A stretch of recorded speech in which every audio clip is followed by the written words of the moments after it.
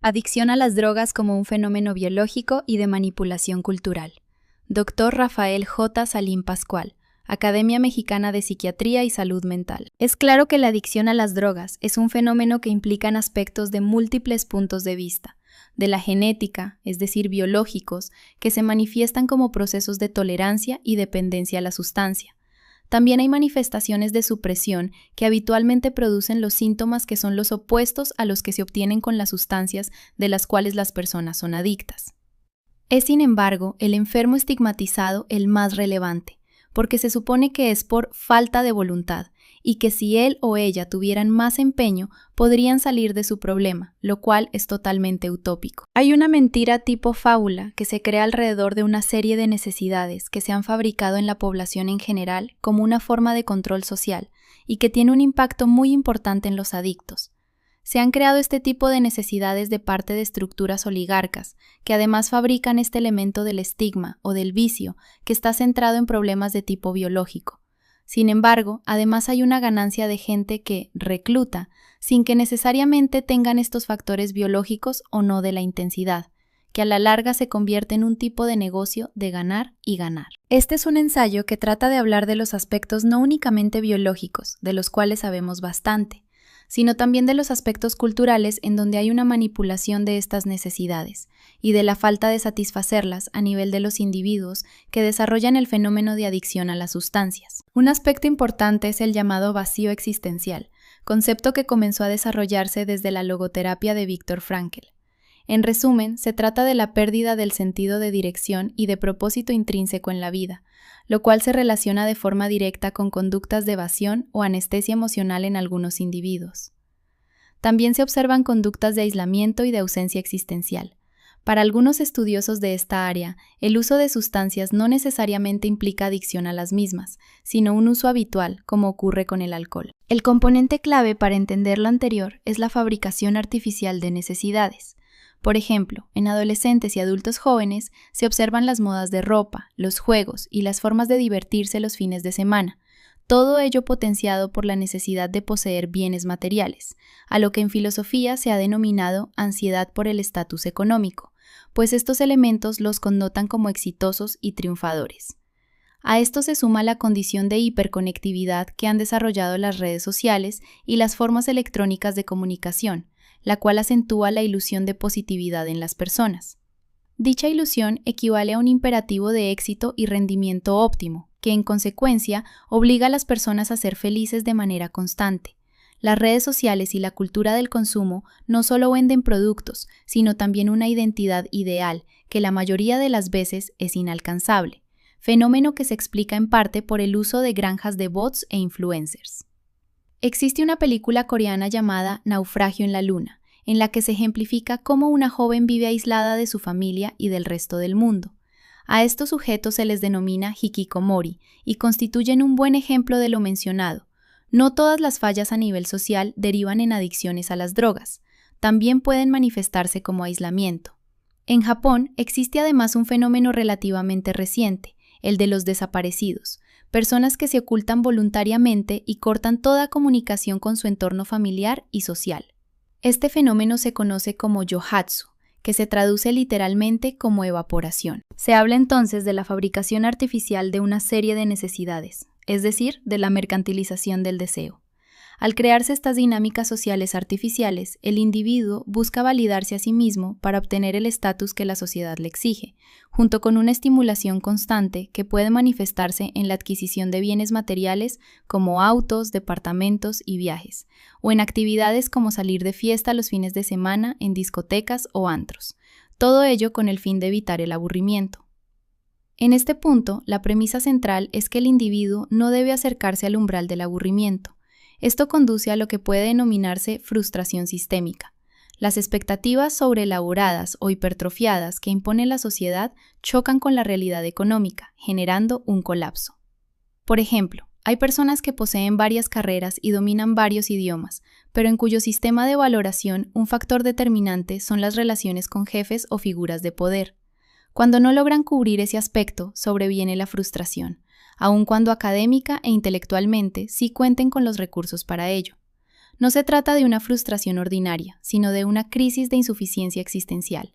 El individuo siente que ha fracasado, aunque dicha percepción no sea del todo objetiva. Es precisamente esto lo que ocurre en el interior de una persona vulnerable al uso de sustancias. Las drogas como válvulas de escape. De momento, ante este vacío y la partida de no dar el ancho o no dar la talla, las drogas pueden servir como una válvula de escape. Es una sociedad que exige una estimulación perpetua. Las drogas son mecanismos de compensación rápida. Algunos actores se drogan porque no podían trabajar si no estaban estimulados con alguna de estas sustancias o si no ingerían cantidades importantes de alcohol. Ofrecer una descarga inmediata de dopamina a los sistemas de recompensa es una especie de cortocircuito que permite la subsistencia en estos sistemas de alta demanda, y hay un apagón, digamos cognitivo, que sustituye temporalmente esta falta de un soporte existencial sólido. El aumento de una serie de trastornos psiquiátricos en el área del control de impulsos parece respaldar todo lo mencionado previamente. Entre ellos, destaca la ingesta compulsiva de alimentos, es decir, comer sin hambre real, fenómeno que contribuye a la epidemia de obesidad mórbida que se vive en la actualidad.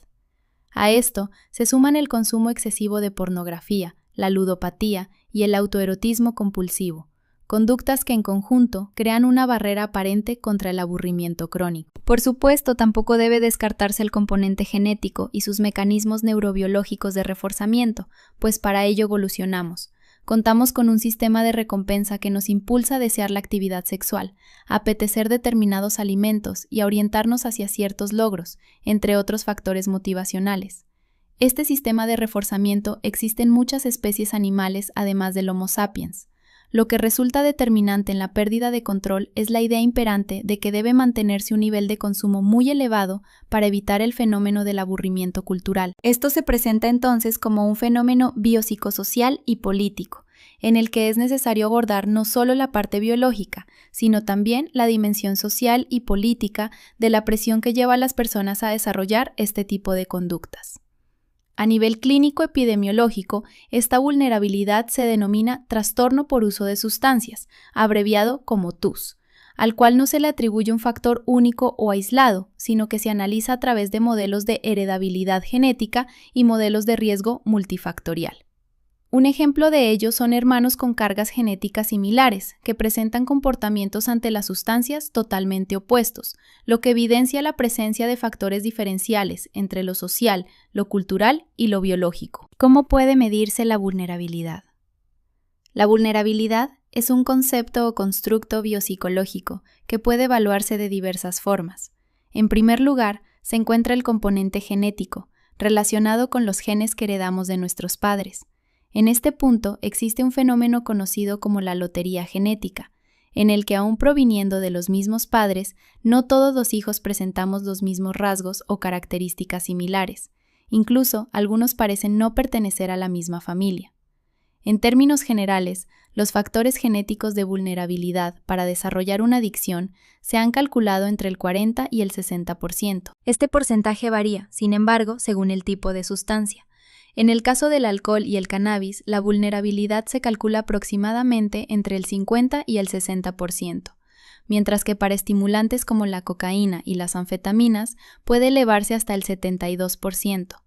Lo mismo se ha observado con la nicotina, cuyos rangos oscilan entre el 30 y el 70%, en tanto que las drogas de tipo alucinógeno presentan un nivel de vulnerabilidad considerablemente más bajo, cercano al 35%. Es crucial subrayar que no existe un gen único responsable directo de una adicción, ni un determinismo que codifique para cada adicción un grupo de genes específico.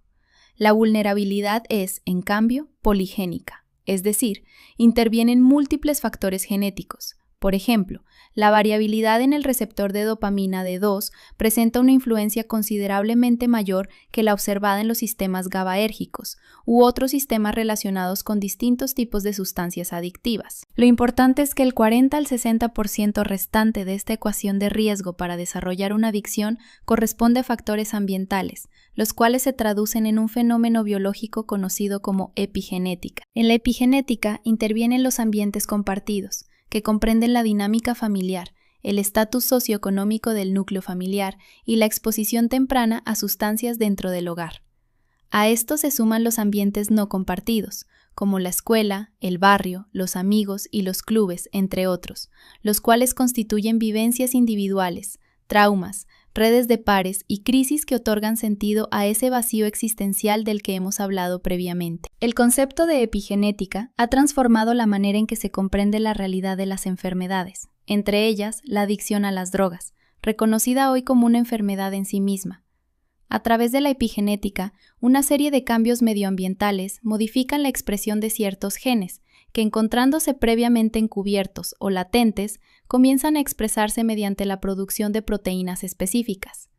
Esto puede explicar por qué algunas personas sin antecedentes familiares de adicción llegan a desarrollarla al estar expuestas a ambientes en los que las sustancias adictivas están presentes. A esto se le ha denominado el puente epigenético. Es decir, la ciencia actual demuestra que los factores ambientales estresantes, la frustración crónica, el aislamiento, la falta de comunicación y la dificultad para expresar sentimientos pueden modificar no la secuencia de los genes, sino la expresión de las proteínas que estos codifican. Esto puede desencadenar un trastorno en un entorno de alto riesgo, generando una crisis adaptativa que predispone al uso de sustancias. Dicho entorno de alto riesgo y la crisis adaptativa que produce actúan como un interruptor que activa esa vulnerabilidad genética latente, ese 40-60% del que hemos hablado, a modo de switch o activador que hace que algo previamente silenciado comience a expresarse. Esta trayectoria puede ilustrarse con la metáfora de la criatura de Frankenstein, paralelo que captura con notable precisión la complejidad histórica y socioeconómica del fenómeno de las adicciones.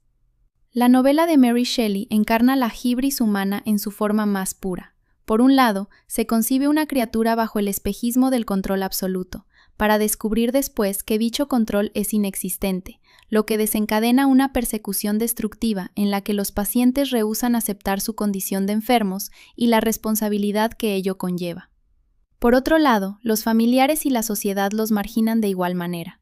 Se construye así un paralelo en el que el monstruo no es tal en sí mismo, sino el producto de las decisiones de su creador, tal como ocurre con la criatura del Dr. Víctor Frankenstein. Las drogas han sido utilizadas desde los albores de la humanidad, aunque su uso respondía habitualmente a fines rituales y sagrados. Este paradigma ha cambiado radicalmente. El consumo se ha mercantilizado y las ganancias económicas se han colocado en primer lugar. Existían tiempos y espacios sagrados en los que las sustancias se consumían no para escapar de la cotidianidad, como ocurre hoy un viernes por la noche en un antro, sino para habitar un tiempo y un espacio fuera del ordinario, con una finalidad ritual. Las leyes restrictivas vigentes fuera de dichas ceremonias establecían que el consumo no sancionado era castigado con el ostracismo o con penas severas. Por ejemplo, en el mundo mexica, la embriaguez pública fuera de ciertas festividades era penalizada con la muerte o la infamia pública. No obstante, las personas de edad avanzada sí tenían permitido el consumo de bebidas alcohólicas. Surgía así lo que puede denominarse el límite social. Era el propio grupo social quien regulaba y controlaba la ingesta de la sustancia. Con la llegada de la modernidad y el capitalismo industrial, las sustancias pierden su carácter sagrado y se convierten en mercancía abstracta. El contenido ritual desaparece y queda únicamente el principio activo puro y aislado, listo para el consumo masivo y solitario. Todo ello dentro de una estrategia diseñada para maximizar las ganancias de los grupos de poder que articulan y perpetúan este modelo de consumo. La economía política del Frankenstein del narcotráfico se convierte así en el negocio perfecto, pues se alimenta tanto de la promoción del consumo como de su prohibición. En cualquier sociedad donde exista este dualismo entre lo permitido y lo prohibido, el resultado inevitable es el aumento en el consumo de estas sustancias. Se trata de un sistema simbiótico, en el que los factores hegemónicos legales e ilegales ganan en todos los frentes. El sistema ilegal incrementa la plusvalía del producto, mientras que el legal se beneficia de su control y persecución. El componente legal es el que permite el diseño de campañas agresivas asociadas al consumo, al éxito, al estatus, a la libertad y al alivio inmediato del vacío existencial. Baste recordar la epidemia de opioides que afecta principalmente a los países económicamente avanzados, originada por una compañía farmacéutica que promulgaba que su producto no era adictivo por ser de liberación prolongada.